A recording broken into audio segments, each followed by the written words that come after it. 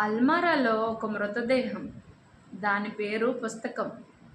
దర్యాప్తులో హంతకుడు మొబైల్ అని తేలింది. ఎంత లోతైన సంగతి కదండి ఇది. మీకు అర్థమైందా? అల్మారాలో ఒక పుస్తకం ఉంది. అది చాలా నిర్జీవంగా ఉంది. అంటే ఎవరు దాన్ని చదవట్లేదు. ఎందుక ఈ పుస్తకాన్ని ఎవరు చదవట్లేదు అని ఇంట్రోగేషన్ చేస్తే ఫోను ఆ పుస్తకాన్ని చంపేసిందంట. అంటే ప్రతి ఒక్కరూ ఫోన్తోనే గడుపుతున్నారు కాబట్టి నన్ను చదివేవారు ఎక్కడున్నారు అని చెప్పి పుస్తకం అడుగుతున్నట్టుగా ఉంది అది.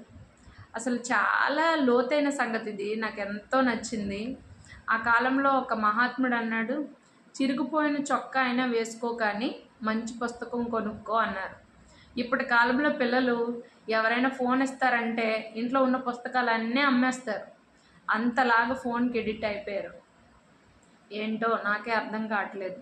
అప్పుడు ఆన్లైన్ క్లాసులు పుణ్యమా అని ప్రతి ఒక్క పిల్లలకి ఫోన్ అలవాటైపోయింది.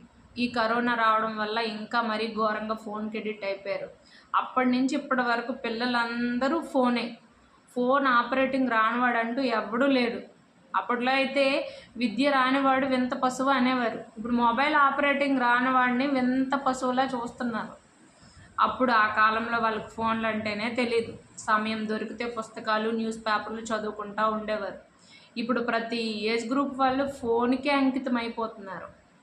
దీన్ని బట్టి ఏమర్థమైంది? పుస్తకాన్ని చంపే మరణకరమైన ఆయుధం మొబైల్, ఫోన్.